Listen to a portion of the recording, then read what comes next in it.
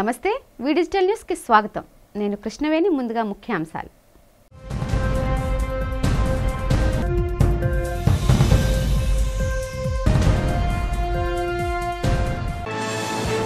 Orissa governor గా పదవి బాధ్యతలు స్వీకరించిన డాక్టర్ కంభంపాటి హరిబాబుతో ప్రమాణ స్వీకారం చేయించిన ఒరిస్సా రాష్ట్ర హైకోర్టు ప్రధాన న్యాయమూర్తి చక్రాధర్ చరణ్ సింగ్.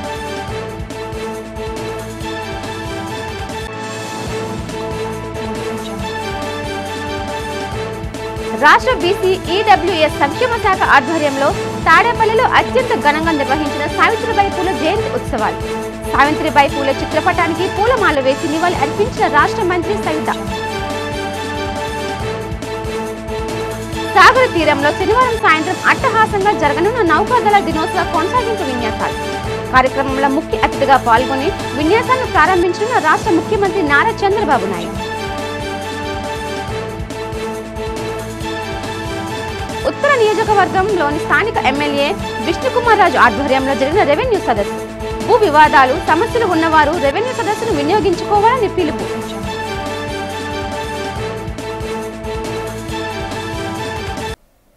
ఇప్పుడు వివరాలు చూద్దాం. ఒరిస్సా రాష్ట్ర గవర్నర్ గా డాక్టర్ కంభంపాటి హరిబాబు బాధ్యతలు స్వీకరించారు. ఆ రాష్ట్ర హైకోర్టు ప్రధాన న్యాయమూర్తి చక్రధర్ చరణ్ సింగ్ హరిబాబుచే గవర్నర్ గా ప్రమాణ స్వీకారం చేయించారు.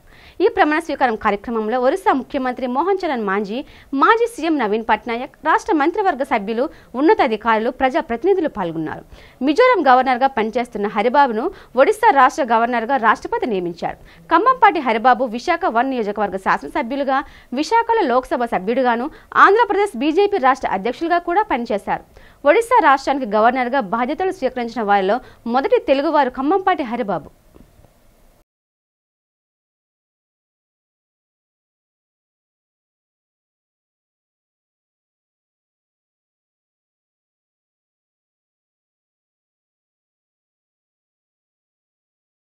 Dr. Haribabu Kambampati, do swear in the name of God that I will faithfully discharge the functions of the Governor of Odisha and will to the best of my ability preserve, protect and defend the Constitution and the law, and that I will devote myself to the service and well-being of the people of Odisha. బాల్య వివాహాలు, సతీ సహగమనానికి వ్యతిరేకంగా పోరాటం చేసిన సావిత్రిబాయి పూలే అట్టడుగు వర్గాలు, మహిళల విద్య కోసం చేసిన సేవలు స్ఫూర్తిదాయకమని రాష్ట్ర బీసీ ఈడబ్ల్యూఎస్ సంక్షేమ చేనేత జౌళి శాఖ మంత్రి ఎస్ సవిత తెలిపారు. శుక్రవారం సావిత్రిబాయి పూలే జయంత్యోత్సవం సందర్భంగా తాడేపల్లిలోని తన క్యాంపు కార్యాలయంలో సావిత్రిబాయి పూలే చిత్రపటానికి పూలమాల వేసి ఘన నివాళి అర్పించారు. ఈ సందర్భంగా ఆమె మాట్లాడుతూ భారతదేశపు తొలి మహిళా ఉపాధ్యాయురాలైన సావిత్రిబాయి పూలే మహిళా బాలికల విద్య కోసం ఎంతో కృషి చేశారన్నారు. దేశంలోనే మొట్టమొదటి బాలికా పాఠశాలను ఆమె నెలకొల్పారన్నారు.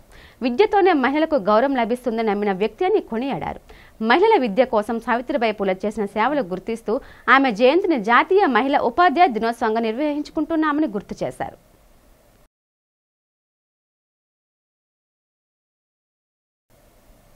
ప్రజా సమస్యలను పరిష్కరించడమే రాష్ట్ర ప్రభుత్వ ప్రధాన లక్ష్యమని శాసనసభ BJP floor leader Vishnukumar Raju తెలిపారు.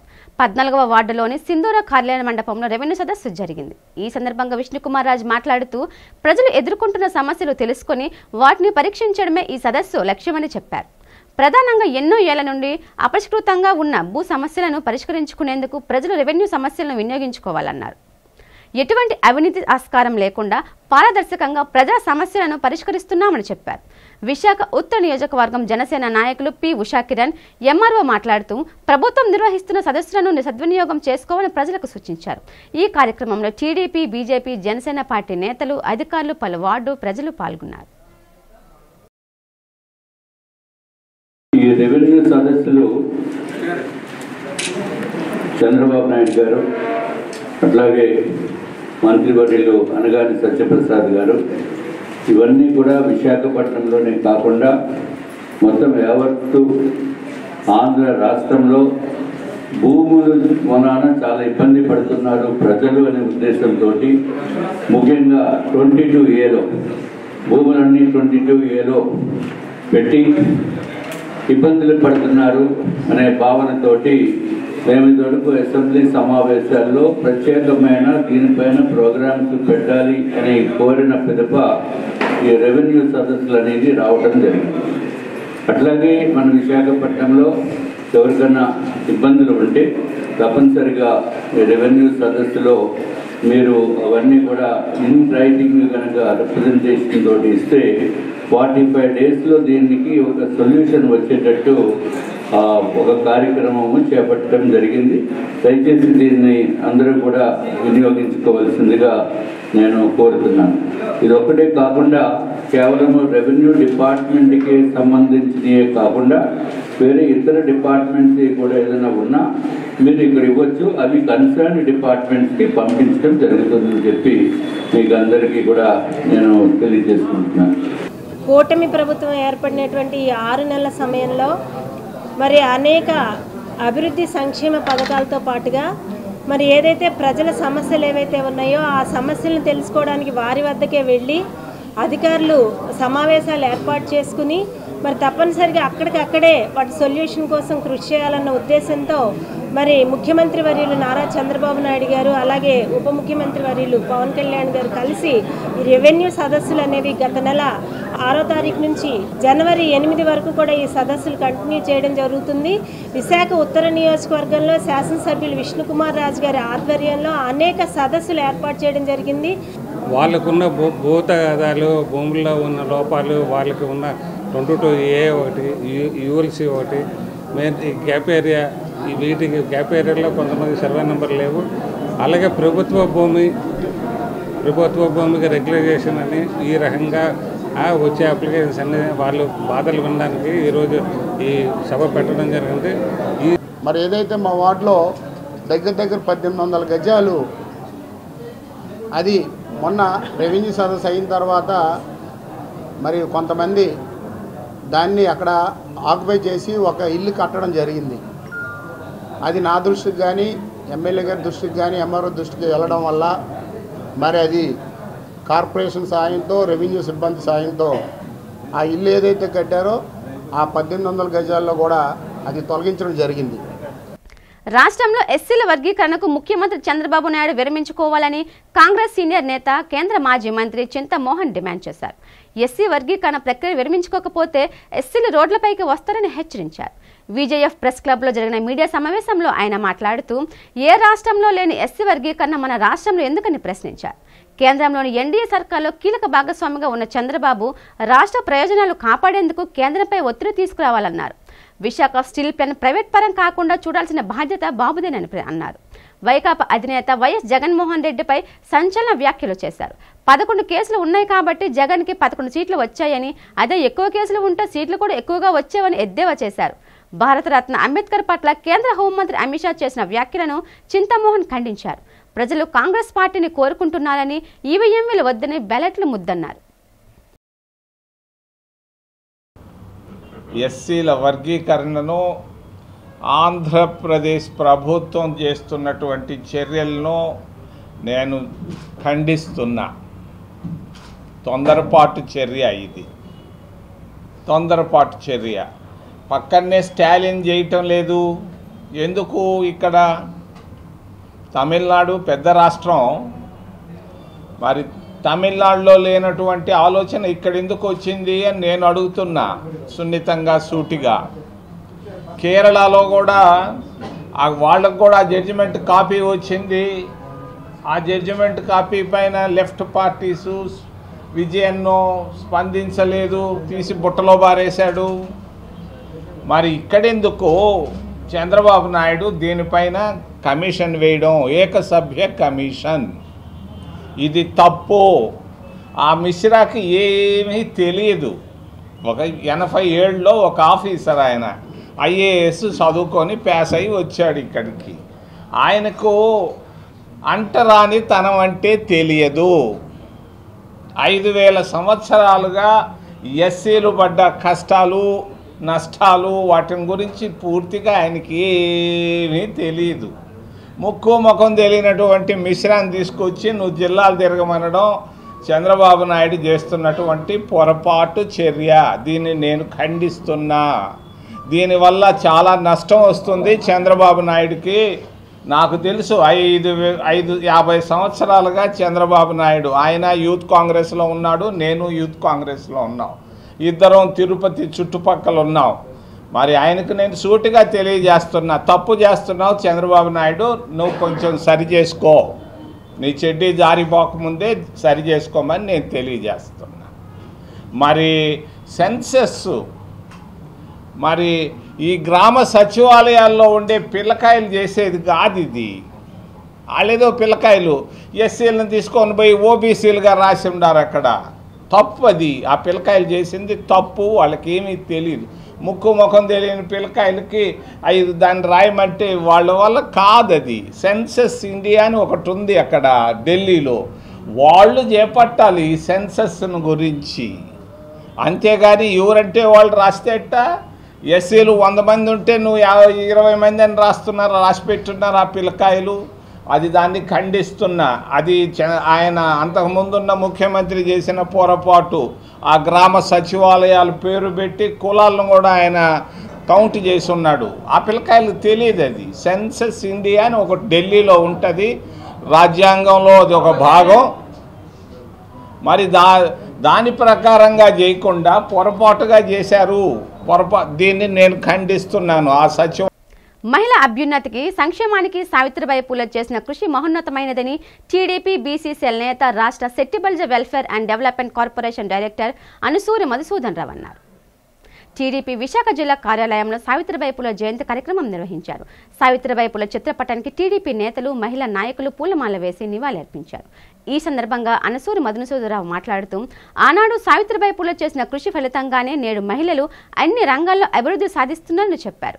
దేశంలో తొలి మహిళా ఉపాధ్యాయురాలుగా మహిళల విద్యాభివృద్ధికి, వారి సంక్షేమానికి చేసిన సేవలు కొనియాడారు. ఆనాడు సావిత్రిబాయి పూలే ఎన్నో ఒడిదుడుకులు ఎదుర్కొంటూ మహిళల కోసం చేసిన కృషి మరువలేనిదని అన్నారు. సావిత్రిబాయి పూలే ఆశలు సాధనకు ప్రతి ఒక్కరూ కృషి చేయాలని అనసూరి పిలుపునిచ్చారు. సావిత్రి పూలే గారు 1831లో మహారాష్ట్రలో జన్మించారు. చిన్న వయసులోనే పూలే గారిని వివాహం అయిన తర్వాత అప్పుడున్న పరిస్థితులని చదువుకు దూరంగా మహిళలను దూరంగా పెట్టేవారు. అక్కడ ఉన్న పరిస్థితుల్లో ఆ యొక్క బాధలను, ఆవిడ పడుతున్న ఇబ్బందులను, మహిళలకు ఏ రకంగా ఇబ్బంది పడుతుందో చూసి తన భర్తతోటే కార్యక్రమాలు చేసి మహిళలకు, ఆడపిల్లలకు చదువుని ఒక స్కూల్ తయారు చేశారు. స్కూల్ ప్రారంభించి ఆ స్కూల్లోనే ఆవిడ ప్రథమ ఉపాధ్యాయులు కూడా చేసి మహిళలకు ఎంతో సేవ చేసే మహానుభావురాలు శ్రీమతి సావిత్రిబాయి పూలే గారు, బాయి పూలే గారు. కాబట్టి బీసీలకు ఎన్నుంటి భార్య భర్తలు కూడా ఎప్పుడు బీసీలకు సముచిత స్థానం, అంటే సమాజంలో ఒక గౌరవం ఉండాలి. బడుగు బలహీన వర్గాల గురించి పాటుపడిన దంపతులు సావిత్రి పూలే గారు కానీ, సావిత్రిబాయి పూలే గారు కానీ, పూలే గారు కానీ. బీసీలు ఎప్పుడు కూడా వాళ్ళని ఎప్పుడు మేము ఆరాధ్య దైవాలుగా భావించుకుంటూ ప్రతి సంవత్సరం కూడా బీసీల యొక్క కార్యక్రమాన్ని ఘనంగా నివాళులర్పించడం జరుగుతుంది. ఈ రోజు కూడా రాష్ట్ర నాయకులు కానీ అందరూ కూడా వచ్చేసి సావిత్రిబాయి పూలే గారి కార్యక్రమం, జయంతి కార్యక్రమం ఘనంగా నివాళులర్పించడం జరిగింది. ఏపీలో నౌకా దినోత్సవం సందర్భంగా 2024 కొనసాగింపు విన్యాసాలను శనివారం విశాఖ సాగర్ తీరంలో నిర్వహించనున్నారు. 1971 ఇండో-పాక్ యుద్ధంలో భారత నౌకాదళం పోషించిన పాత్రకు గుర్తుగా ఏటా డిసెంబర్ 4న విశాఖలో ఈ వేడుకలు నిర్వహించేవారు. గత ఏడాది ఈ కార్యక్రమాలు ఒడిశాలోని పూరిలో జరిగాయి. వాటికి కొనసాగింపుగా వేడుకలు విశాఖలో శనివారం జరగనున్నాయి. ఇటీవల జాతికి అంకితం చేసిన ఐఎన్ఎస్ నిర్దేశక్ మొదలైనవి సందర్శకులను ఆలరించనున్నాయి. ఈ కార్యక్రమానికి ముఖ్య అతిథిగా రాష్ట్ర ముఖ్యమంత్రి నారా చంద్రబాబు నాయుడు పాల్గొంటారు. ఈ విన్యాసాలు వీక్షించేందుకు వివిధ ప్రాంతాల నుంచి ఇప్పటికే అధిక సంఖ్యలో ప్రజలు విశాఖ చేరుకుంటున్నారు.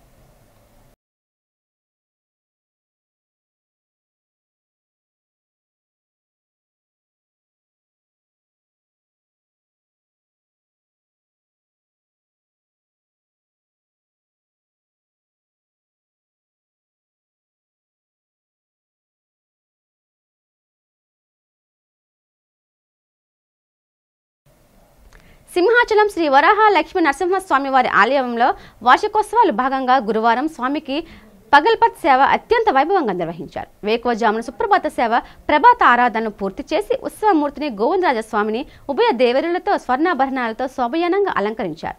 బంగారు తొల్లకియల్లోనూ అధిష్టింపచేశారు. షోడశోపచారాలు సమర్పించి తరువాత ఆస్థాన విద్వాంసులు నాదస్వరాలపాలన చేశారు. పండితులు మంత్రోచ్చరణల నడుమ బేడా మండపం తిరువిధి ఉత్సవాన్ని జరిపారు.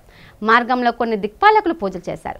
భక్తుల హరినామ స్మరణతో ఆలయం మార్మోగింది. తరువాత ఆస్థాన మండపంలో ప్రత్యేక వేదికపై స్వామి అమ్మవార్లను అధిష్ఠింపచేసి స్థానాచార్యులు టిపి రాజగోపాల్ సారథ్యంలో అధ్యాపకులు నాలారి దివ్య ప్రబంధ పారాయణ చేశారు.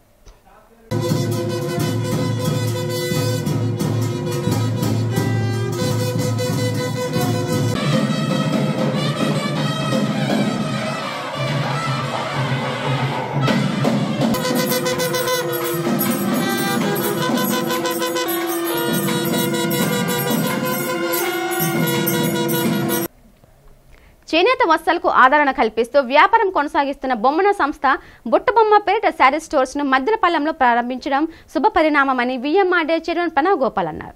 గురువారం సాయంత్రం మద్దెలపల్లం ఇంటర్మీడియట్ బోర్డు కార్యాలయం ఎదురుగా ఇటీవల ప్రారంభించిన బుట్టబొమ్మ షోరూమ్ ను ఆయన సందర్శించారు. ఈ సందర్భంగా ఆయన మాట్లాడుతూ మహిళలు మెచ్చే విభిన్న డిజైన్లతో కూడిన వస్త్రాలు బుట్టబొమ్మ శారీ స్టోర్లో అందుబాటులో ధరల్లో అందించడం అభినందనీయమన్నారు.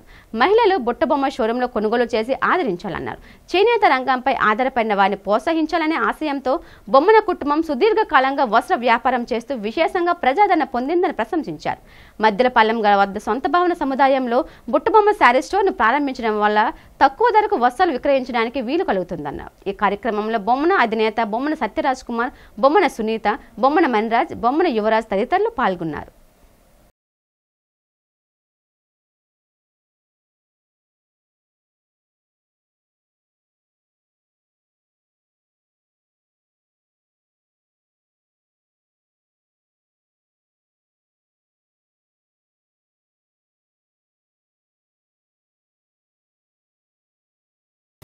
బుట్టబొమ్మ షాప్ చూస్తే ఎక్కడ చూసినా వైడ్ రేంజ్ ఆఫ్ కలెక్షన్స్ ఉన్నాయి.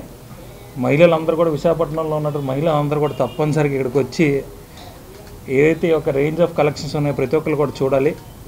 అదే వీవర్ సంబంధించి కూడా వాళ్ళు అనేక విషయాలు చెప్పడం కూడా జరిగింది.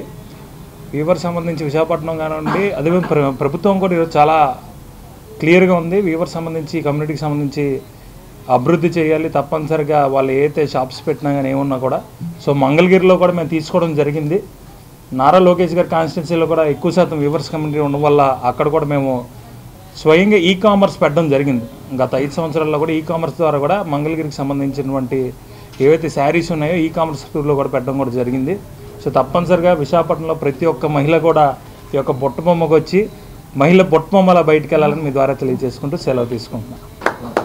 మన బొమ్మన బుట్టబొమ్మకి హ్యాండ్లూమ్ శారీస్, హ్యాండ్లూమ్ వేవర్స్ని డెవలప్ చేయడానికి ఆయన తరఫున కూడా మన చేనేత కార్మికుల్ని ప్రోత్సహించమని వేడుకోవడానికి ఆహ్వానించడం జరిగింది.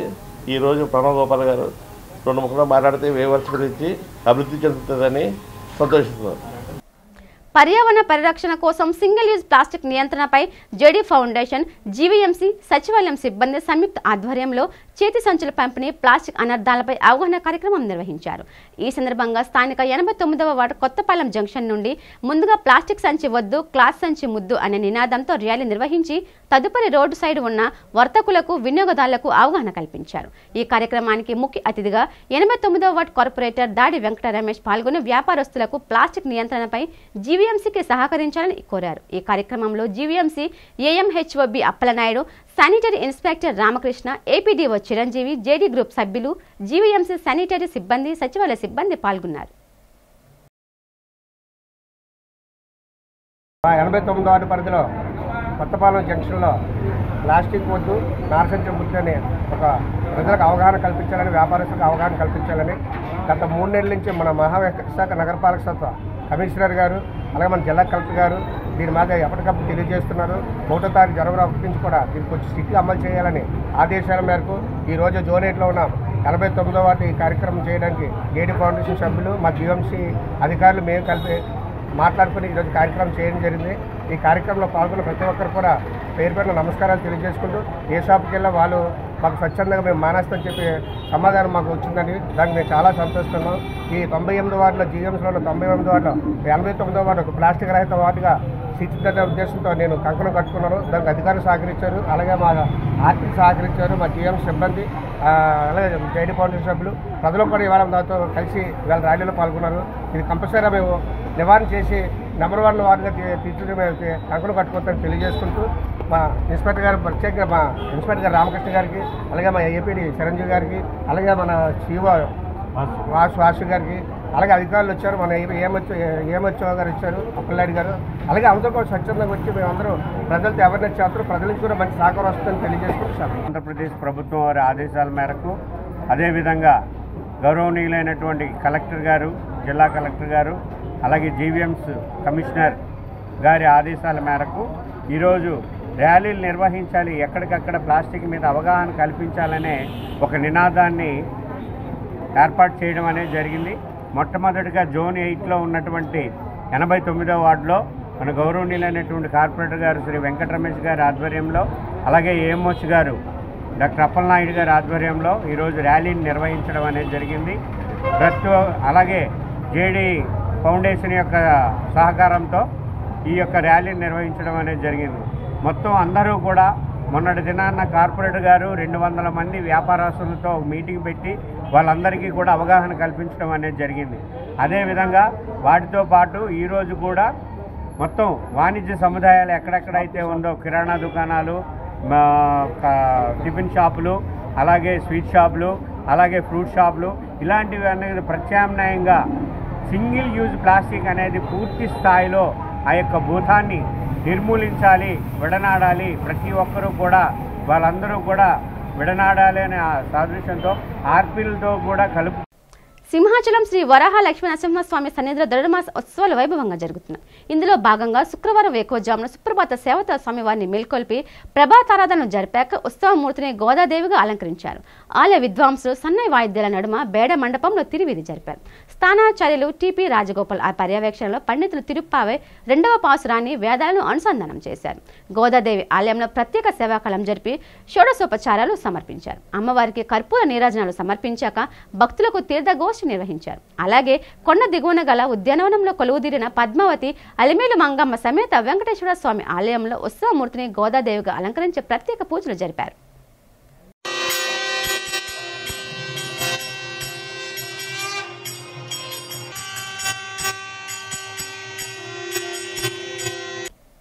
గత వైసీపీ ప్రభుత్వంలో ముఖ్యమంత్రి వైఎస్ జగన్ గాని, ఆయన డిప్యూటీ సీఎంలు గాని ఇప్పుడు డిప్యూటీ సీఎం పవన్ కళ్యాణ్ లాగా 4 గంటల పాటు ప్రెస్ మీట్ పెట్టి విలేకరులు అడిగిన ప్రశ్నలకు ఓపికగా సమాధానాలు చెప్పారా అని జనసేన రాష్ట్ర ప్రధాన కార్యదర్శి బొలిశెట్టి సత్యనారాయణ ప్రశ్నించారు.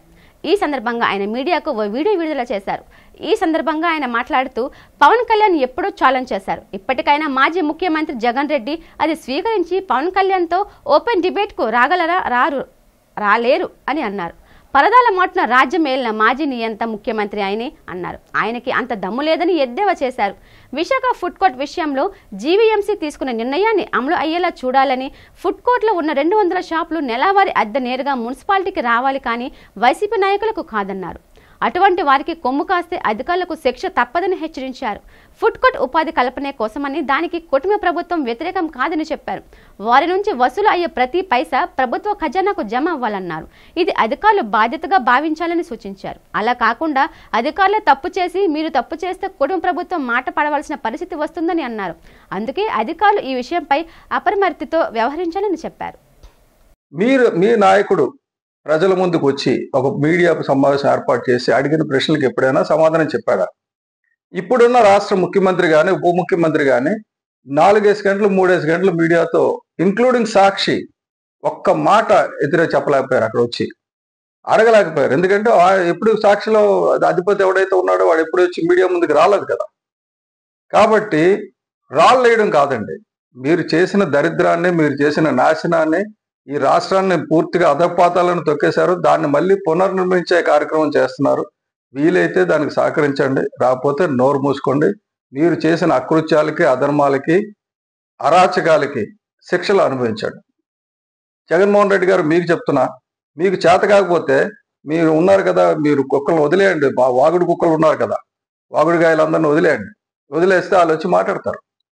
ఒక్కటే చెప్పమానండి, ఎప్పుడైనా మీరు ప్రెస్ మీట్ పెట్టి 6 నెలలకు ఒకసారి ప్రోగ్రెస్ రిపోర్ట్ ప్రజలకు తెలియజేశారా? మీరు అసలు ప్రజల తాలూకా ప్రతినిధి అనుకున్నారా, నియంత అనుకున్నారా?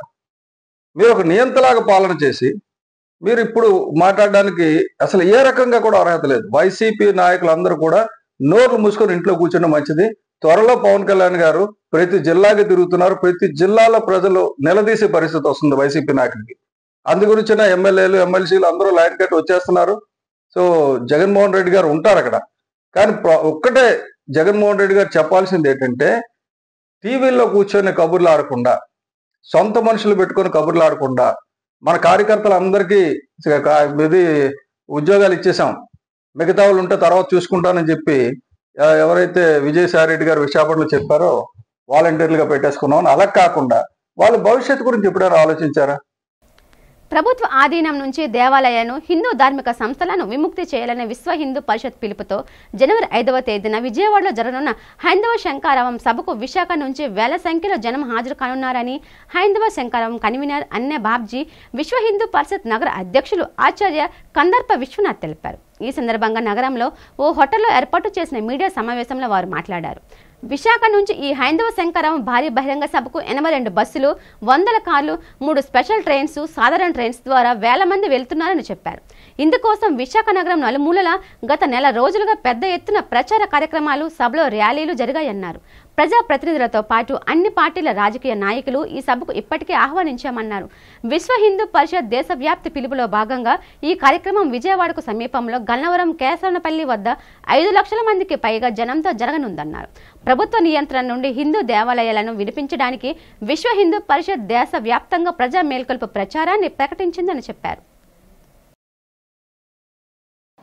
సుమారు విశాఖపట్నం నుండి, విశాఖ మహానగరం అంటాం, విశాఖపట్నం నుండి విశాఖ జిల్లా నుండి 6000 మంది బస్సులు, కార్లు, రైళ్లు, స్పెషల్ రైళ్ల ద్వారా వెళ్తున్నాము. టోటల్గా ఉత్తరాంధ్ర నుండి సుమారు 350 నుంచి 400 బస్సులు, సుమారు 400 కార్లు, వివిధ రూపాల్లో జనం అంతా కలిసి ఒక 20,000 మంది ఈ సభకు హాజరవుతున్నారు. ఇదంతా కలిపి విజయవాడ గన్నవరం ఎయిర్పోర్ట్ ఆపోజిట్లో ఉన్నటువంటి కేసరపల్లి అనే చోట ఈ సభా కార్యక్రమం అంతా జరుగుతుంది. సుమారు సభాస్థలం నుండి అదేవిధంగా పార్కింగ్ వ్యవస్థకి మొత్తాన్ని కలిపి సుమారు 200 ఎకరాలను మేము అక్కడ రైతుల దగ్గర నుంచి వారి యొక్క సహకారాలతో తీసుకొని అంతా ఏర్పాటు చేయడం అవుతుంది. ఎవరికి ప్రధాని నరేంద్ర మోదీ పర్యటనకు మహావిశాఖ నగరంలో ఏర్పాట్లు శరవేగంగా జరుగుతున్నాయి. ఈ నెల 8వ తేదీన ప్రధాని మోదీ నగరానికి రానున్నారు. ఏయూ ఇంజనీరింగ్ కాలేజీలో జరిగే బహిరంగ సభలో పాల్గొంటారు. ఈ సభ వేదిక నుండి ప్రధాని మోదీ నక్కపల్లి వద్ద ఏర్పాటు చేయనున్న స్టీల్ ప్లాంట్, పూడిమడక వద్ద ఏర్పాటు చేయనున్న గ్రీన్ హైడ్రోజన్ ప్రాజెక్ట్, రైల్వే జోన్కు శంకుస్థాపన చేయనున్నారు. ఏయూ ఇంజనీరింగ్ కళాశాల మైదానంలో బహిరంగ సభకు అవసరమైన ఏర్పాట్లు చకచకా జరుగుతున్నాయి. ప్రధాని సభకు వస్తున్న దృష్ట్యా అత్యంత పగడ్బందీగా ఏర్పాట్లు బ్రహ్మాండంగా చేస్తున్నారు. ఈ బహిరంగ సభకు హాజరయ్యే ప్రధాని నరేంద్ర మోదీ రోడ్ షో నిర్వహించే అవకాశం ఉందని తెలుస్తోంది. రోడ్ షో ఉంటే ఎటువంటి అసౌకర్యం కలగకుండా ఉండేందుకు అధికార యంత్రాంగం ఏర్పాట్లు చేస్తోంది. ఈ బహిరంగ సభ ఏర్పాటు జిల్లాల్లోని ఉన్నతాధికారుల పర్యవేక్షణలో సాగుతున్నాయి.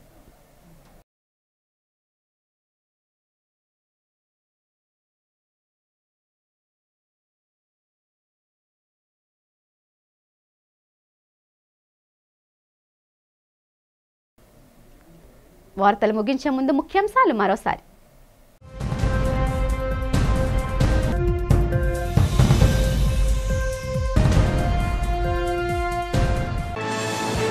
ఒరిస్సా గవర్నర్గా పదవి బాధ్యతలు స్వీకరించిన డాక్టర్ ఖమ్మంపాటి హరిబాబుతో ప్రమాణ స్వీకారం చేయించిన ఒరిస్సా రాష్ట్ర హైకోర్టు ప్రధాన న్యాయమూర్తి చక్రాధర్ చరణ్.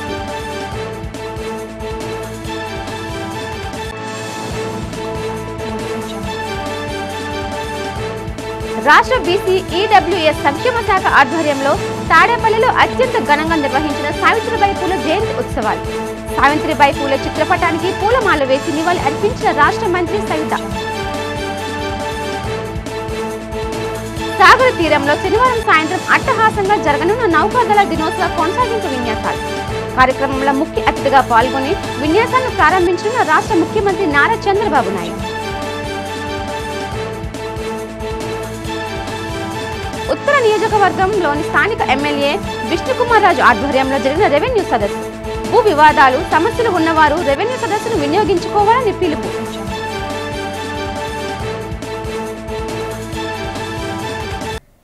ఈ వార్తలు ఇంతటితో సమాప్తం. చూస్తూ ఉండండి వి డిజిటల్ న్యూస్. నమస్తే.